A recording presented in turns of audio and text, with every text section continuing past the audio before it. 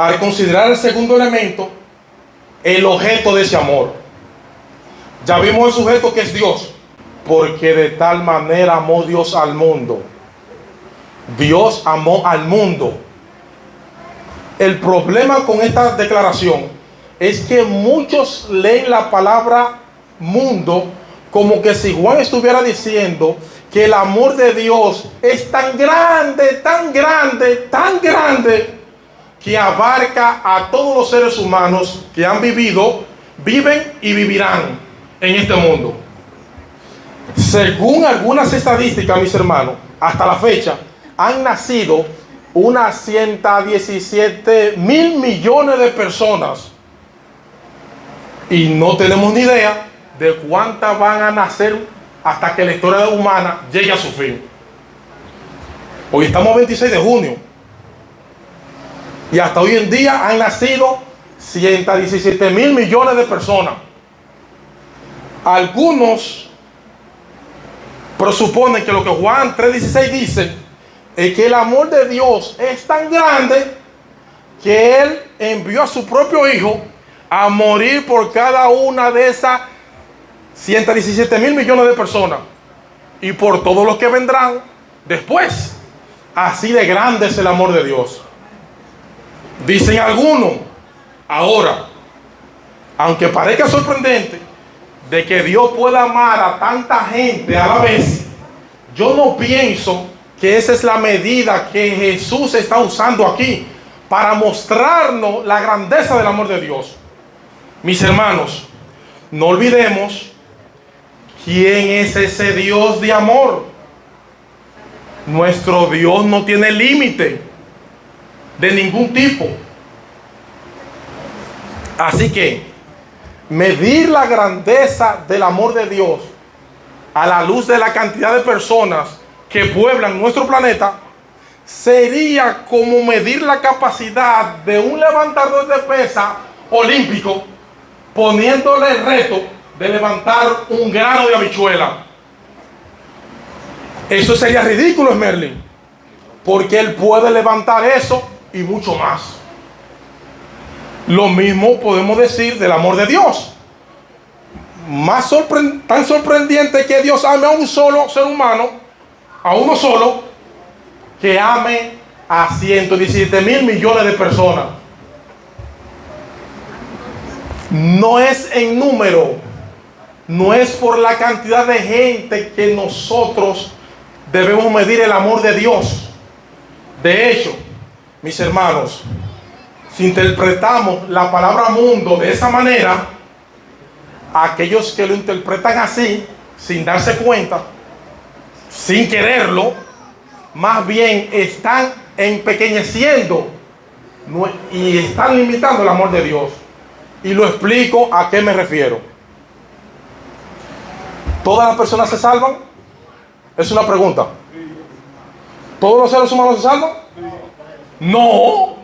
De manera que si interpretamos la palabra mundo como significando todos los que han vivido, viven y vivirán en el planeta, tenemos que llegar a la conclusión de que lo único que hace Dios a favor de todos los individuos que viven en el mundo fue abrirle un camino hacia la salvación y luego dejar en las manos de cada cual que se salve. Porque no todos se salvan.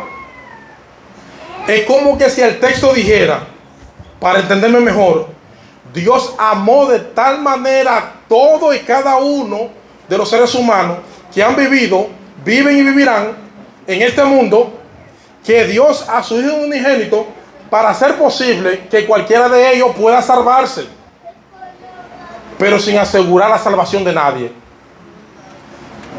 Eso es lo que significaría este texto. Viéndolo de ese modo, el amor de Dios no sería lo suficientemente grande como para asegurar la salvación de ningún ser humano. Pero mis hermanos, es imposible que interpretemos este texto de esa manera. Noten que esta declaración está en el contexto de la conversación que Jesús tuvo con Nicodemo. Y es por eso que Juan 3:16 comienza con un porqué. Ese por qué conecta lo que el Señor va a decir ahora con lo que había dicho antes. Y una de las cosas que Jesús le dice a Nicodemo, en el versículo 8, le habla del nuevo nacimiento. Nadie puede ser salvo si el Espíritu Santo no obra en el ser humano. Ese nuevo nacimiento, nadie puede ser salvo. 3:8 dice Juan: el viento sopla donde quiere y oye su sonido, pero no sabe de dónde viene ni a dónde va. Así es todo aquel que es nacido del Espíritu. Nuestro Dios es soberano. Al producir el nuevo nacimiento en aquellos que Él quiere, Él es soberano. El Espíritu Santo hace eso soberanamente. Así que, mis hermanos, si la decisión de aceptar a Jesús estuviera en otras manos, nadie sería salvo. Nadie. Primero, porque nadie puede nacerse a sí mismo. ¿Quiénes de ustedes son responsables de su propio nacimiento? ¿Quiénes de ustedes decidió, yo voy a nacer? Eso no lo decide nadie. Tú ni sabías que te estaban engendrando, ni tampoco te diste cuenta de tu parto, aunque tú estabas ahí. Lo mismo pasa con el nuevo nacimiento.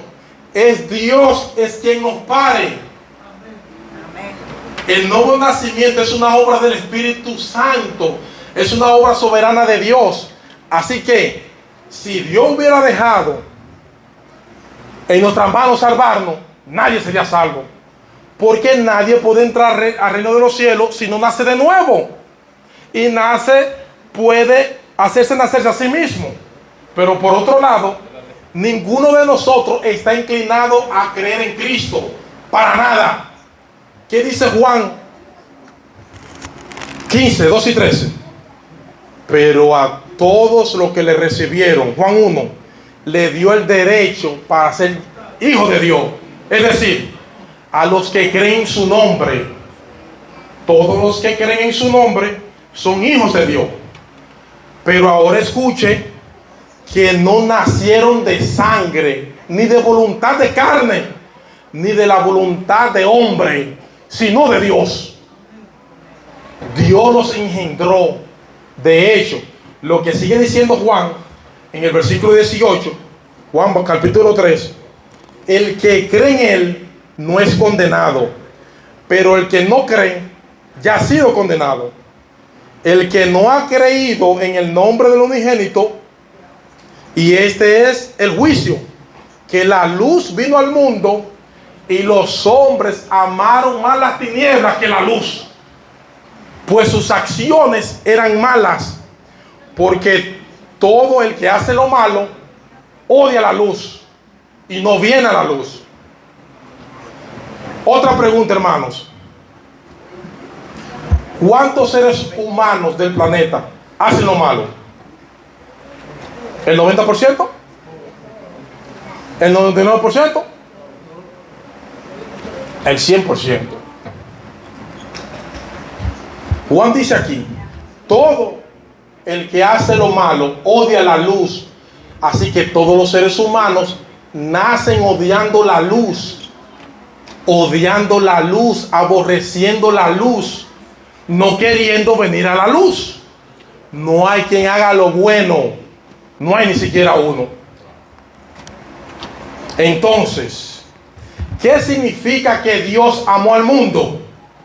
Ya vimos que no significa todos los seres humanos que han vivido, viven y vivirán. ¿Qué significa entonces?